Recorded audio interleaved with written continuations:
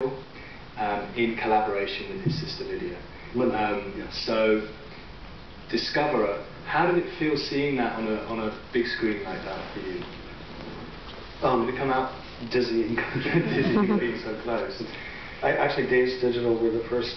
This is not dissimilar to a film, an experimental film project that I did. That was a year-long recording everything I looked at online and then animating it much like this.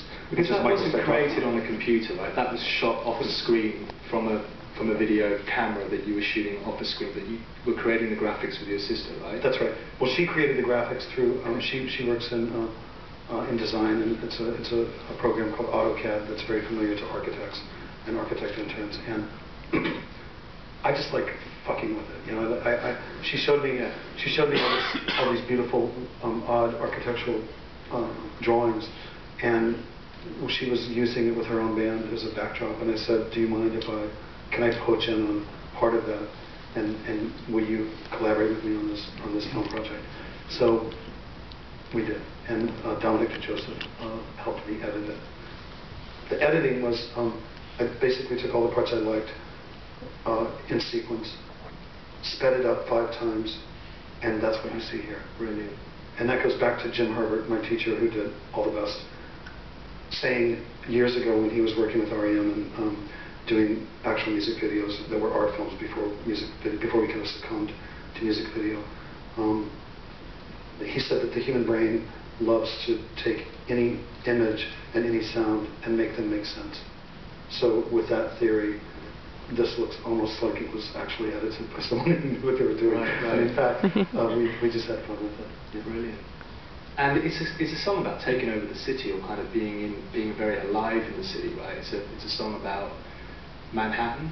It's about New York City. Yeah. It's autobiographic. So it's really the only. I'm not an autobiographic writer, but this is actually one of those songs that kind of fell out of me before I. Because it looks a little bit like a kind of street grid or a telephone grid or something that you're fucking with. That's intentional. No, my sister.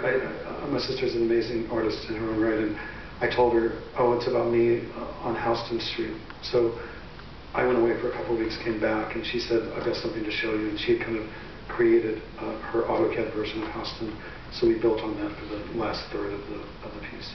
Let me ask you about your sister. What's her influence been on you and the band? Well, my family, I have 2 sisters. One is a school teacher. She teaches deaf and severely hearing impaired children, and the other is Lynda, who's an artist and lays tile for a living, and creates sculpture and music for fun. My parents are madly in love with each other, and we're all very close, probably from traveling together when my father was in the Army and having each other. But anyway, we're all very close, and their influence is profound on me, just simply because of the support that they've always offered me in whatever venture I wanted to kind of take on. Right. And now we will see Jim Cohen's. Jim Cohen's "Oh My Heart." Yeah. Okay.